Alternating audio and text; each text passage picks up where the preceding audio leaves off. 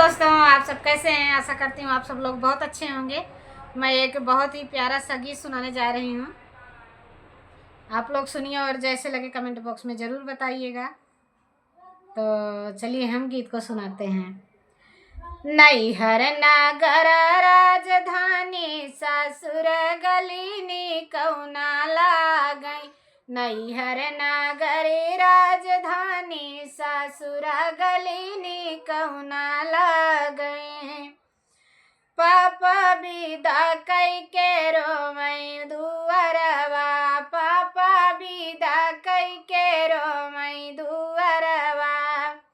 मड़े में रोमई मम्मी रानी ससुर गलीनी कौना लागई। मड़े मारो मई मम्मी रानी ससुर गलीनी कौना लागई। नैहर नागर राजधानी ससुर गलीनी कौना लागई। नैहर नगर राजधानी ससुर गलीनी कौना लागई। चाचा विदा कई के रोमई ओ सरवा। चाचा विदा कई के रोमई ओ सरवा। अंगने में रोमई चाची रानी।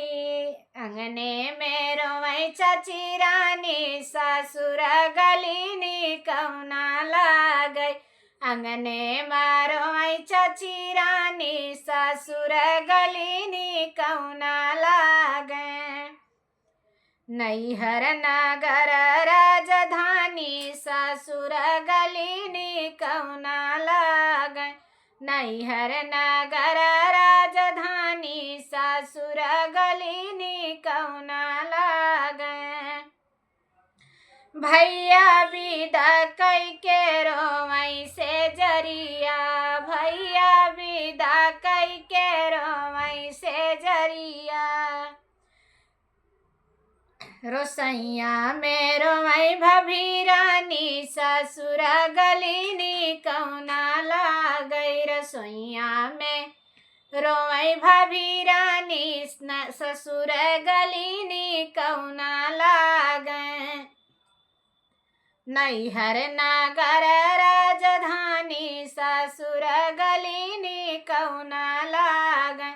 नैहर नागर राजधानी ससुर गलीनी कौना लागई।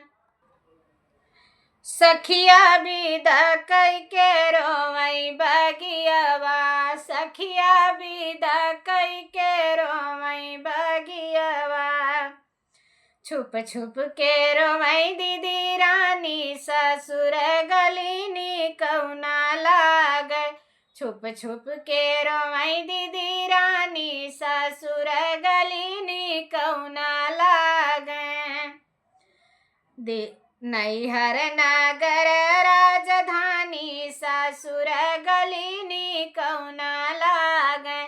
नैहर नागर राजधानी ससुर गलीनी कौना